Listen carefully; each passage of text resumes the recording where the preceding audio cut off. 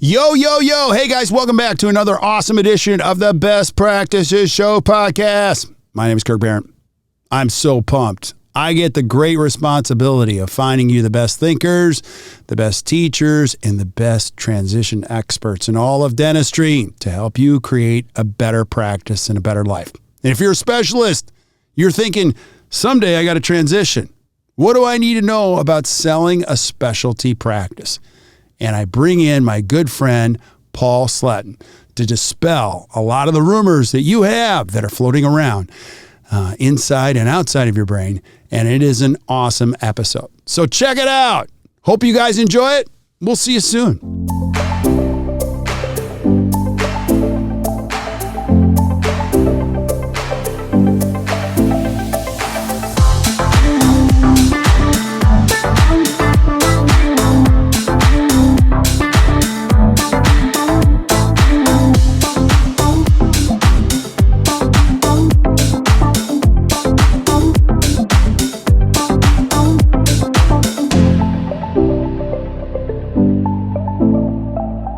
Hey guys, welcome back to the Best Practices Show podcast, where our goal is to bring you the best thinkers, the best teachers, the best influencers, and the best transition experts in all of dentistry to help you improve your practice and your life. And today, one of the things that you guys might be thinking about or struggling with, if you're a specialty practice, is what do I do? Is selling a specialty practice different than selling a GP practice? And I think it is. And so I got my good friend Paul Sletten on today, who is a transitions genius and he's gonna point the way to how to think about this. Paul, thanks for being on, buddy. I appreciate you. My pleasure. Good to see you again. It's always good to see you. I always learn a ton, and I'm just going to say this. He's not asking me to say this, but Paul's always been there for me. Any question I have that's difficult and way outside my circle, I call Paul, and I'm like, Paul, am I thinking about this right? Am I seeing this right? And he's quick to say, no, you're not. So I just really appreciate you. And you've been on the podcast many times before, but we have a lot of new listeners now, Paul, and I'd love to just have them know who you are before we get started. So who's Paul Sletten? I'm the owner of a dental practice transition company, and I've been at it a very long time, more than 40 years. And I'm live in Denver, and we've done transitions in all 50 states. And every transition, it's been fascinating, and it continues to be. Every transition has the fundamental basics in common with each other, but every one of them is unique because the practice culture is unique as an extension of the core values of the owner or owners. And that's what really makes it fun. I have to go on record and apologize to all the specialists who have had to sit in dental meetings and try to interpret how it might apply to them when transition issues are discussed, because those seminars are almost all directed at the general dentist. And that makes some sense because 80% of the population are general dentists, but the specialists get left out. Mm-hmm. And there are some really important things to talk about and to discuss with them. So I'm really glad to be with you on this topic today, Kirk. Yeah, I love this. We have a special place in our heart for the specialty practices. Yeah. Give us kind of the why and the lay of the land. You've been having a lot of these conversations recently. Where are we at on this map with specialists? What is going on is that when we talk about transitions in general, every person thinking about transition has to put a plan together. And in putting that plan together, we've talked about their need to do it 5 years in advance of when they intend to implement it. And the reason for that is there are some things to understand. I'll give you an example. Orthodontic practices and pediatric practices are similar in that pediatric practices, when I began in my business, were incredibly dependent on the referral community and getting little kids sent over from general practices. That didn't turn out to be such a sweet deal for the pediatric dentists in that they got all the problem kids, and they got the little wild men and women, and and that made it difficult.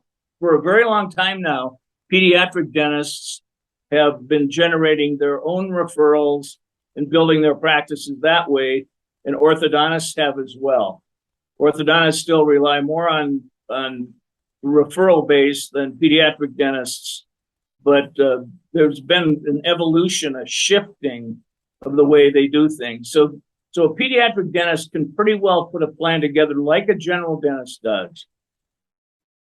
And that is all of our plans, as you know, Kirk, that when we work with a client are to help them put the business plan together and the timetable and the action steps that lead to the actual transition.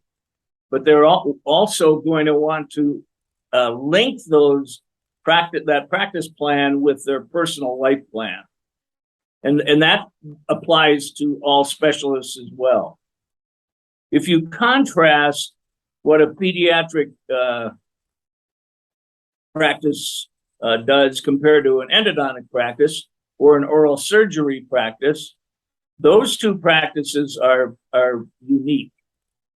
An endodontist or endodontist group of doctors, if it's a group practice, they need a succession plan.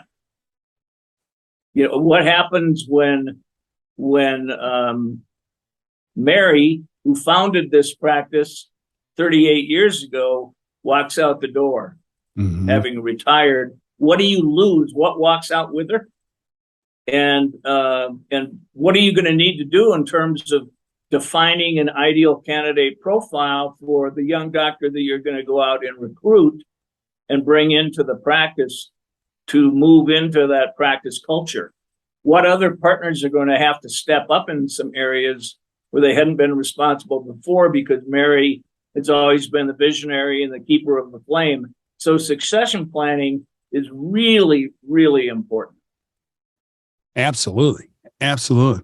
And so talk about the unique differences for endo and oral surgery if it's not a group practice or if it's just a solo practitioner. Okay, these two specialties, of course, are heavily reliant on referral.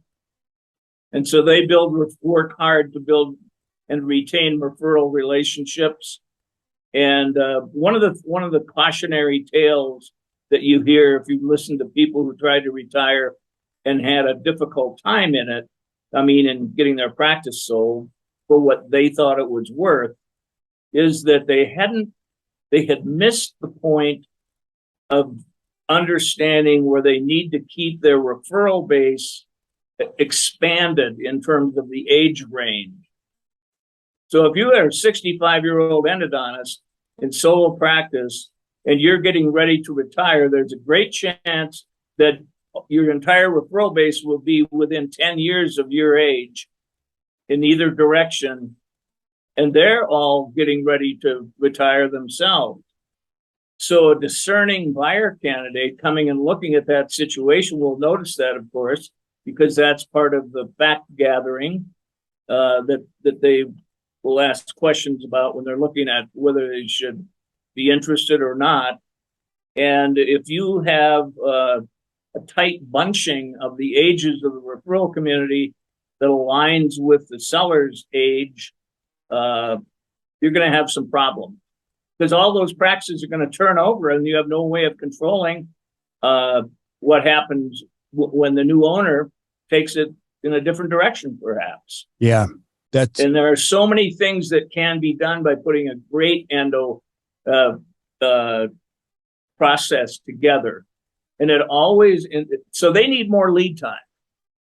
And while it's totally natural and understandable that they're going to have a referral base that's within 10 years of their own age in either direction, it's also they need more time to do it because they need to keep bringing on younger referrers.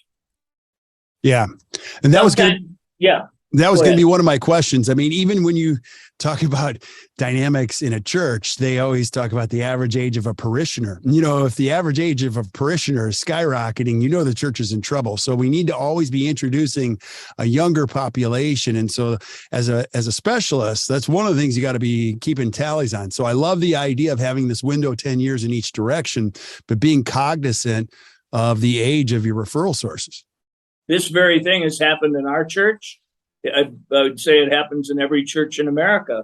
It happened at our golf club, you know, where you all of a sudden have an aging population and need new young members to keep it going. And so that same principle really applies here as well. Yeah. How does I'm just curious from a patient dynamic too. I would imagine the same window exists for patients, or am I just speaking too much in generalities if I'm a 65-year-old endodontist? Yeah, the patients, there's some changes there in our society, of course, in that patients are living longer, much longer in many, many cases and on the norm. And so that isn't quite as much of an issue. It is an issue, but you've got to, be sure and continue to meet people and continue to be intentionally visible. But one of the barriers, or one of the things that block that kind of thinking, is if you're solo practice and you're going hard every day, you're not thinking about growing your patient base. Mm-hmm. And so after a while, the practice even becomes a little bit stagnant. And it's what the predictability is for whether a person's going to be, the buyer is going to be able to afford to buy your practice, and will it cash flow well? So you got to really keep a really sharp eye on attrition in your referral base, and just be mindful of that. If you're in your 40s right now, and you just keep that in mind as you go through the remainder of your career. Yeah. Absolutely. Oral surgery is the same thing. Yeah. Now you hear all these rumors. So again, I don't have any data to be able to support this, but I just came back from the ADA SmileCon. It's great. And I bounce around in all of these rooms and talk to everybody. And you hear this, well, specialists are dying. They're drying up. You know, I'd love for you to speak to that component. And then also, this one drives me crazy because everyone's like, everything is group practice. And I'm like, no, it's not. Can you speak to specialists drying up and everything is group practice? I would love to. Everything is not drying up in the specialties. It gets back to me, it gets back to, what are you doing to keep your practice healthy? Mm-hmm. What are you doing to continue to have a setting of practice culture that people thrive in and love to be part of? If you're doing that, you're not drying up. Right. If somebody goes to sleep at the wheel, that could happen, of course, but I don't see that as a generality. And the other thing is about the death of solo practice. I think solo practice and the people that we know and see and work with is alive and well. For sure. I mean, some really amazing people that you work with and that we are blessed to work with are thriving like crazy and really enjoying solo practice. Yeah. And I want to just caution, if you're listening, so you're going to jump to another podcast. You're probably going to go to a Facebook group. You're going to jump to other things, and you're going to hear the collective, influencing financial powers that be in dentistry say, the solo practice is dying. Well, let me just say why you're hearing that message, because there's a lot of money if I'm selling a widget to find the big practices and cash flow what I'm doing. There's a lot of money in rolling up your practice and combining it. But let me remind you, there's a lot of money, more money than you could imagine, probably long term while you're working, if you own your own business and you call your own shots. Now, that's my own personal opinion, but I'll speak to this. I don't know anybody. I truly do not know anybody who's like, I don't know, my practice is dying. I don't have anything to do. most everyone I speak to, run into, coach, they are like, I'm too busy. I got too much going on. I got to figure out what to do next. Yeah, I think that's I share that view, and I share that experience in encountering people like that. Mm-hmm.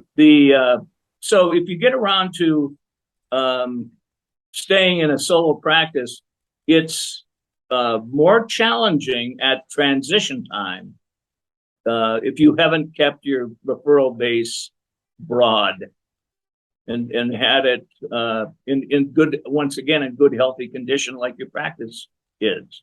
Yeah. Well, let's talk about that. So if I'm buying an endo practice right now, what am I really paying for? If you were coaching me on, like, you and I are going into I'm the endodontist, you're helping me. Like, you're telling me, Kirk, this is what we're going to be looking for with this endo practice. If I might just take a brief step back, I would say we're working with someone in that exact situation right now, a young endodontist who's looking for a practice to own. He's been an associate in 3 different practices over the last 6 years, and he is looking for something to buy that can be his own.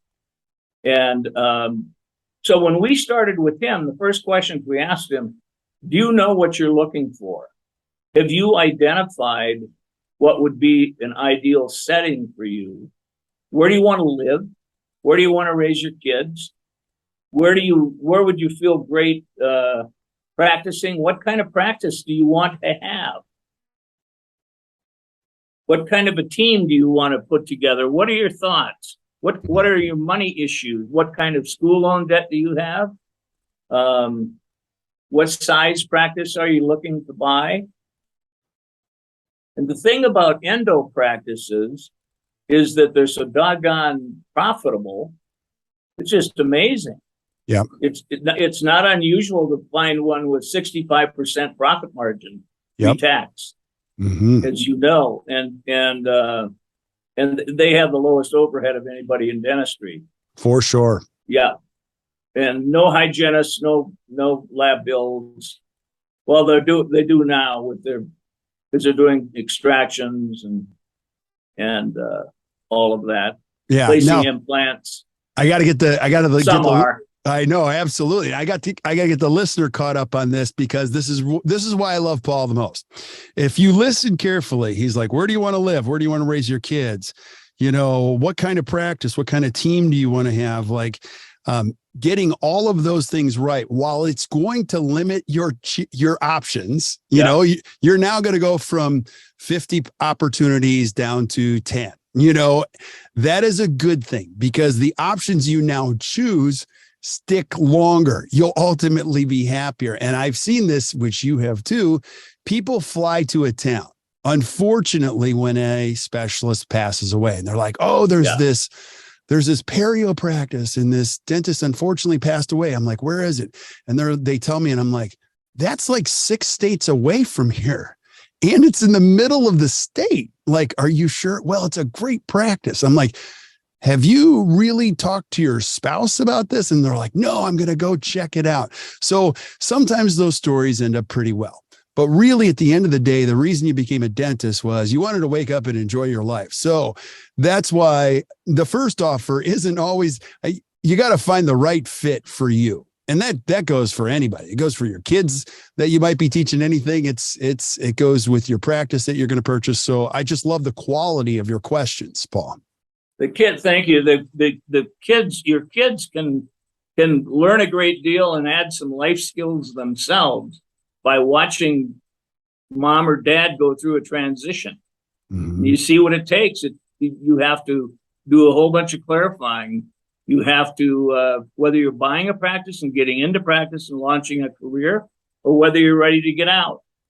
And the planning skills are life skills that kids need to be exposed to intentionally. And there are great benefits that come when that happens. Yeah. Yeah. Absolutely. Go ahead. You had another thought? I was just gonna say, going back to a prior comment you made, it's important for people to understand that several of the loudest preachers out there saying that solo practice is dying or dead and comparing it to the dinosaurs, they're investors in DSOs. For sure. The reason they speak so loudly and so well is they are the ones positioned to benefit the most from you buying what they're selling. Right. Exactly. So, go ahead. As we're working with this young endodontist, we're asking them all these questions, and they're getting as a couple, and you need the input of both parties. They're both huge stakeholders. One will run the practice and be in the practice. The other might very well not be in the practice, and but nonetheless, they're influencers. They need to make some decisions together. Do they have it's selecting a community. There are awesome practices available in smaller towns. I don't mean tiny towns like the one I grew up in of 2,500 people, but I mean 50,000, 60, 75,000. There are unbelievably good lifestyles available in communities like that, and amazing practices. And I strongly recommend people at least look at those. If they have proximity to a major city, that's even better. But there are great lives to be lived in places like that as well as an option. For sure. And can I ask you, and you can say, hey, look, it varies, but let's go through each one of them. Endo, oral surgeon, no different than a GP in some respect. You don't need every single person in a 50,000, person town. An oral surgeon probably needs how many patients and how many docs referring? I mean, if I'm a solo doc. You're looking at, I'll give you a big number and I'll give you a small number. Great. A big number would be 45 to 50. Okay. To have a relationship with that many people. But you're going to make it or break it based on the dirty dozen. If you have 12 great referrers, right, who are just, you've got a career. Yeah. As long as you nurture those relationships and pay close attention to them. Yeah, that I've found to be absolutely true. It's the 80-20 principle. 80% of your referrals are going to come from 20% of them. And no different than you coding patients A, B, and C. Every specialist I know has got their A referrals, their B referrals, and their C referrals. And they treat them all with the same level of dignity and respect. It's just that the A referrals get better access and maybe, preferential scheduling in some respects. So it's important to build the right practice that way. I agree. Yeah, I want to go to profitability too, because as a specialist, you taught me this. If I'm a young dentist, now let's talk as a seller. I'm selling a specialty practice. Profitable practices are the best ones to buy in some respects too. So building a monstrosity where you have a 78% overhead, that's not so easy to sell as a practice that has a 55% overhead. Is that true if I'm a specialist? Totally true. Yes, it's absolutely true. We see practices that are, everybody is likes to talk about $1 million plus practices, and we've seen a ton of them, but we've seen some marvelous practices that are generating less than $1 million and a really excellent bottom line. We have a periodontist practicing in the Keys in Florida, who's doing slightly more than $1 million a year on 3 days a week, and has a net of 600,000. That's great. Yeah, it's great. It's a great place and a great net. Yes, exactly. And a great work week. Right, exactly. And he takes a whole bunch of weeks off. That's awesome. Yeah. So that's another thing. There's so many things you can do to tailor a schedule. You guys are experts at this at ACT to help people. By tailoring a schedule and your work commitment, your clinical time at the chair commitment, then you can do all kinds of things with that are creative and that will blend in beautifully with your lifestyle. Yeah.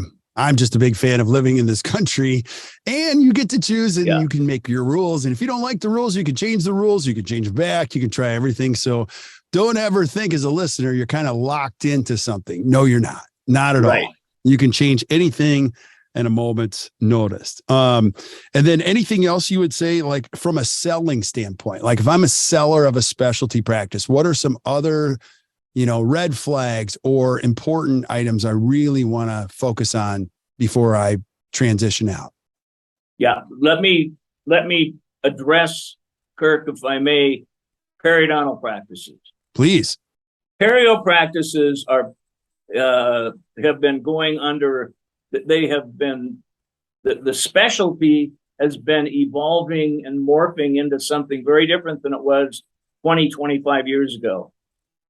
When every periodontist in the country had a huge hygiene practice within the practice, that's not so much the case anymore. Some still do. So I just want to use the periodontist as an illustration of what's happening within the specialty practices. All specialties have evolved.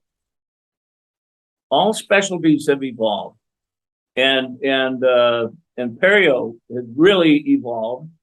And so periodontists are key players in these dental teams that work together to help an individual patient.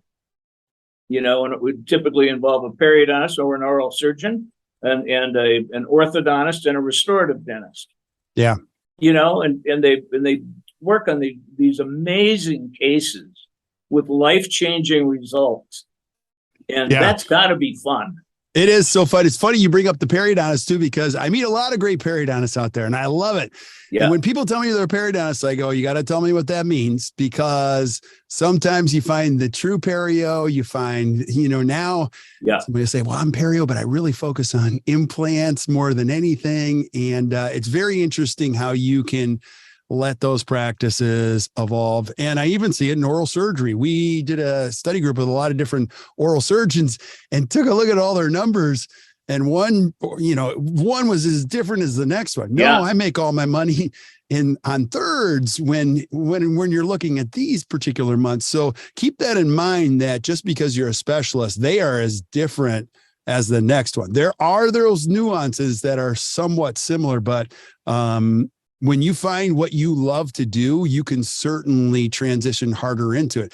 Great example of it. I know a dentist, a phenomenal young dentist, who's a periodontist, and he's a true perio, perio guy. He bought an implantologist practice, and he's like, listen, I get where this guy was going and I totally respect it, but I'm going to go in a little bit of a different direction. Yeah. And he's been killing it. And it's amazing. So don't ever feel like you're painted in a corner when it comes to specialties. That's a good comment. I agree with it. Yeah. So what other thoughts or considerations do you look at when it comes to transitioning this specialty practice? You look at, there's a timetable that's in place from the time that a specialist makes a decision to transition. This is why you need a 5-year plan. It predictably is going to take longer to recruit a specialist than a generalist. That there are notable exceptions to what I just said, but that's true. Like what I just mentioned, it's going to take longer. So you're going to have to, if you're going to do a search, let's say you're solo and you're going to do a search, you need to plan on it taking 2 to 3 years. It can happen faster than that, and you need to be prepared if it does and ready and flexible, but it could take that long, especially if you're taking the time to be really selective so that you leave your team and your referral doctors in a great place by bringing in a successor that they're going to relate to. Yeah, absolutely. That's a gift to all of them and to the new person taking over the ownership. For sure. And I was just going to ask you about that because I get to see all different kinds of situations. Yeah. So let's say, let's say I'm an endodontist listening and I'm like, okay, I get started. I bought this practice. I started on my own. Then I brought in another endodontist. And we grew together. And this endodontist is 20 years younger than me. And so now I'm going to get ready to transition out. So I'm selling my specialty practice to my younger potential partner. Any considerations you would say in that when I'm looking at the long haul of my career, if that's my trajectory? That's a great question. If you have a 2-doctor partnership, your operating agreement for the partnership between the 2 partners should have a clause in it. And the typical clause that you see way more than half the time is that the younger partner would have the first right of refusal to buy the practice on notification of your intent to retire. That's the wrong way to do it, in my opinion. Tell us The why. bias, I think you're way better off having language that requires the partner to buy it. It's good for you because it ensures you, the seller, of not having to go through some steps that are indeed avoidable. And it's really good for the younger partner because it allows the younger partner to bring in an associate of their own choosing and move that person through a process where they eventually become an owner as well. They recoup their investment with that person buying in with them, and they're not forced with a partner not necessarily of their own choosing. Yeah. Which if you're the selling doctor and you have to go out and find your own person, certainly with the involvement of that second doctor, but then you're forced with an instant partner. You don't want that. Yeah. You don't want an instant partner that you haven't taken to several dances. Well, that's what I was going to, I mean, that's brilliant there, Paul. One of my questions is, do you still see first right of refusal? Because if I'm the younger partner, the last thing I want to do is pass up on this and then have you select who you're going to sell the practice to and say, guess what? I found your new partner and he's not as nice or she's not as nice as me, type of a thing. Do you still see the first right of refusal language on contracts? We do. And I put it right in there with, we certainly do. And I put it right in there with another common practice that I used to see 40 plus years ago when I started in the business. And that was that you never tell the team until you've sold the practice. Now you have to talk about that. Both of those issues they defy logic. So if there's a lot of people who are brokers in the country, dental brokers, playing tightly to the notion that you shouldn't tell your team until you have the deal all finished. And why? What's the rationale behind that? Well, they'll tell you that you run the risk of losing your team if you tell them that you're leaving. And I say you run a far greater risk of losing your team if you don't tell them. And why not invite, once you've made your choice, your decision, why not invite your team to participate in the process actively? They should meet the candidates. You should get an idea from them what kind of personality and what kind of a skill set, attitudes, core beliefs, would fit in your practice culture. Right. They're the one with the best insights to that, right? Yeah, I love what you're saying too, because I just saw one of my favorite docs this last week, and he did exactly that. Sure. Now, there's a difference, and tell me if this is true. When you're a doctor selling and you have low trust, you could certainly embrace the whole idea of I'm not going to get involved with letting them know that I'm transitioning or who's going to buy it, because they don't trust. We've got low trust to be, but when it's high trust, like you should have seen the look in his eyes. He's like, they already knew I was transitioning. They knew I had their backs. They knew I was going to try to find the right person. And I asked him, I go, how's it going? He goes, it's going better than I ever dreamed. And I told the kid when he bought it, my job is to make you successful. Like I reinforce, you own it now. And like, he's like, he was so happy to describe that. So I couldn't support more of what you said, Paul. Absolutely. I'm not, there are wonderful exceptions to everything. I was just in Minnesota recently working with one of your clients, solo practice, great team. And he actually said he'd been listening to one of our podcasts and heard me talk on this issue about when to tell your team, under what circumstances, and what would the timing be. And by the time I got there to talk to him about his help him put a future transition plan together, the team was, coming up to me and saying, "We're excited about being part of this. That's awesome. We are really in a good place because he trusts us enough to take us into his confidence, because we know it's a highly confidential situation, to the patients and the community and everything, and we'll honor that." And that was a real happy atmosphere. Yeah. Love hearing those stories. And you hear I hear from team members all the time. They're like, "Oh yeah, he already told us he's going to be slowing down in the next 2 years." He's kind of, so the really high trust teams that really have done a great job of staying together, the expectation is clear, and usually on the other end of it, as an owner, they care a lot about the people that have helped them build this. So they want to leave them in great hands too. Correct? Yeah, absolutely. We had a periodontist in Billings, Montana, who called me, and he said, I'd never met him before. And he said, "I am so tired of tap dancing around my referral doctors and our patients and my own team when they ask me the question, 'How much longer do you intend to practice?'" I said, "What do you say to him?" I said, "Well, I'm not going to leave anytime soon." And I start tap dancing immediately and avoid answering the question. And I said to him, "What you need to understand is when somebody asks you that question, they're really asking two questions. The question is, how much longer are you going to be here, doc? The second question, and the real question, is, what will I have to do when you're not here anymore, doctor?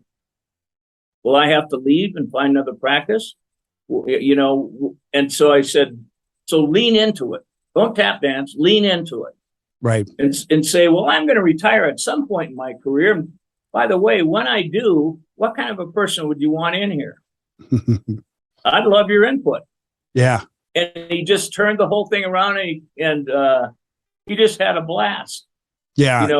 It's so great that you illustrate that, because that's where a lot of people think. They think if I'm going to leave, everybody else is going to leave, not only the team and the patient. Right. So I just got to get my money before I do that. And that's not true. And we teach dentists all the time, not even just with transitions, but like anytime you're making a change. This is really important if you're listening. When you're talking about change, it's okay to discuss change, but also never forget to discuss what won't change. So yes, Mrs. Patient, there is a chance I will be transitioning out and I will find the perfect person. But what won't change is how we care so carefully for all of our patients. So you can count on that from my team and from this practice. And I think that's really important. And it answers or addresses both of those things, Paul, that you brought up. That patient will breathe an audible sigh of relief.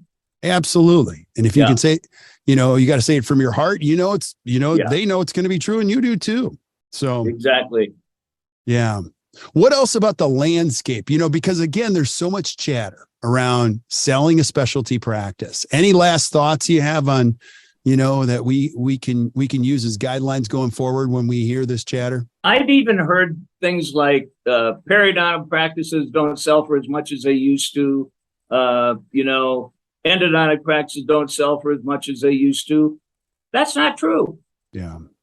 If they're a great practice, and if it's really a healthy practice, they sell for top dollar. If they're in a desirable location in a good suite, and where the owner or owners have taken really great care of the referral community that supports them, they're selling for top dollar. Yeah. And that's just the reality of it. So when people ask me a question, I would say, let's say 20 years ago, somebody asked me the question, which they did all the time when I was speaking at seminars and workshops. They would say, what are practices going for now in America? And I would flip them some kind of a percentage that was accurate, that represented, 65% of last year's gross. That's not net. That's not how we do the valuations, of course. Right. But you could generalize a lot more than you can now. So my question, when they say, what are practices going for? Where do you live? Mm-hmm. If it's Austin, Texas, they're going for real top dollar. If you're in the Front Range in Denver, you are as well. If you're in Atlanta, parts of Atlanta anyway, you'll get top dollar. If you're in Washington, you will get top dollar. And then there's all kinds of really, really good markets where people with healthy practices. That's the key. This is what you do. You and your great people at ACT. You end up having them, you help them grow their practices, and you help them be happier. Yeah. And that's what you want to be part of. Absolutely. There's plenty of money to be made in dentistry. And Yeah. I would say this not only for specialty practices, but for GP practices or anybody in the dental profession as a whole. I mean, this is such a noble, incredible profession. It is. And all of the experts clearly indicate dentistry is not drying up. It's not going away. It's over a $350 billion industry, and it's going to double within our lifetime. So there's going to be a lot of people in this world that need dentistry. And if you're a specialist or a GP alike, you can see when you look into people's mouths, they're just not naturally getting healthier all around the board. Boy, that's a fact. That's a fact. So rest assured, you're going to have plenty to do. Your job is just to figure out how do you want to do it and who do you want to do it with and where do you want to do it. And when you're thinking about all those things or you're looking to transition, Paul's your guy. So Paul, if I'm thinking about this and I'm in my mid 50s or early 60s, what do I do? Can I reach out to you? Can you walk me through this? How does it work? I had a call yesterday morning from a general dentist who's well known in Denver and has a wonderful practice, saying, I think I need a practice valuation because I'm at the very early stages of planning my transition. I said, what are you talking about, early stages? He says, I think I'd like to be out in 10 years. He said, but I want to know what my practice is worth now so that I can appropriately put that into my plan. And so I have conversations like that all the time. That's with people. Awesome. If there's something on your mind or you have a question and you haven't been able to get a satisfactory response somewhere, just pick up the phone and give me a call or email me at paul@lifetransitions.com. And Awesome. I'll be happy to sit down and talk with you. Paul, I am so grateful. As always, you always help us navigate this. And you're just a good human being. And I really appreciate that about you. Thanks, Kirk. So thank you, buddy. So I know if you're not taking notes, don't worry. We're taking notes for you. You can flip up to the notes, whether you're listening on Stitcher, iTunes, Spotify, doesn't matter. All of Paul's information is going to be listed down there. There'll be links. You can just reach out to him and you're going to see he is just as nice when you talk to him personally as you experience on this podcast. So hope you guys enjoyed today. Keep sending us suggestions for things you guys want to see. You're going to see we've got an amazing lineup coming your way. So keep sharing this with your friends. And until we see you guys next time, or you hear from us next time, keep watching or keep listening to the Best Practices Show. You guys enjoy your day.